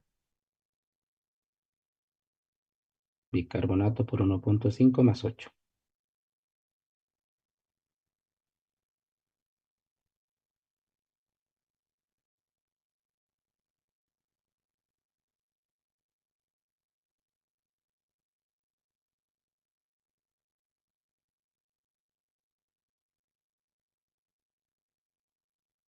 14. ¿Y cuánto tiene? 23. Entonces tiene más PCO2 de la que se espera. Entonces,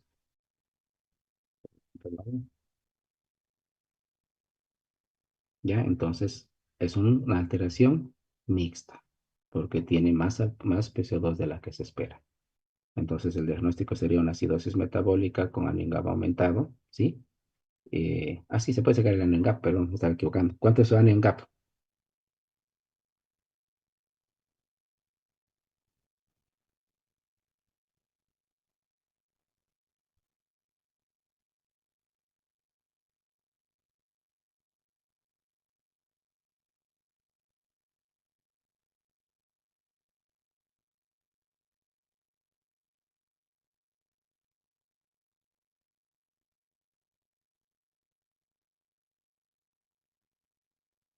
¿Cuánto?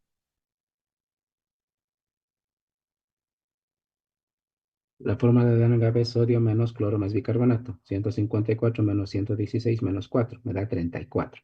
Mucho, mucho más aumentado. ¿Sí? Entonces, esa es la acidosis metabólica exactamente bien para ti, con anion-GAP aumentado. ¿Sí?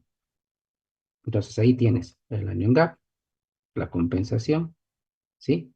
Y quieres sacar si la gasometría está bien, si está correlacionada, sacamos, ¿no?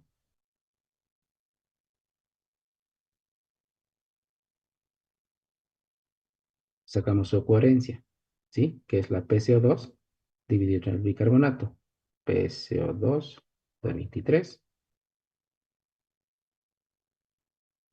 dividido entre el bicarbonato, que es 4.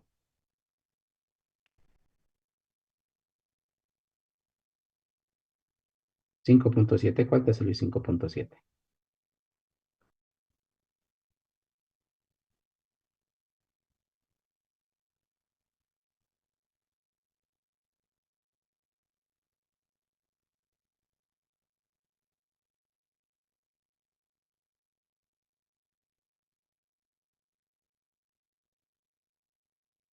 Sale más de 100. Entonces el pH hasta 100 es de 7. Por debajo de eso sí, puede ser coherente todavía. ¿Listo? Ashley, ¿qué te salió 5,7?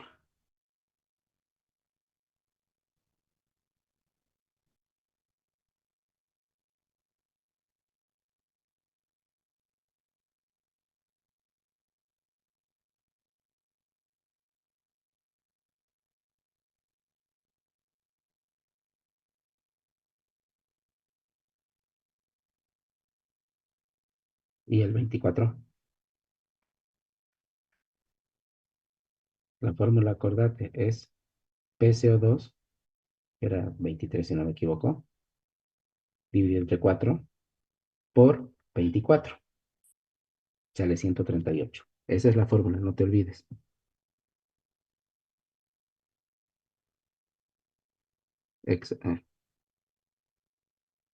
Sí, Cristian, ya tengo que ir. Quería terminar con este ejercicio más. ¿Sí? Dale, gracias. Ya, entonces nos quedamos en esta. Les pido nuevamente mil disculpas, pero el lunes nos quedamos un poco más. ¿Ya? ¿Listo? Entonces, que tengan mejor jornada. ¿Vale? Muchas gracias. Gracias, Doc. Gracias, doctor. Gracias, doctor.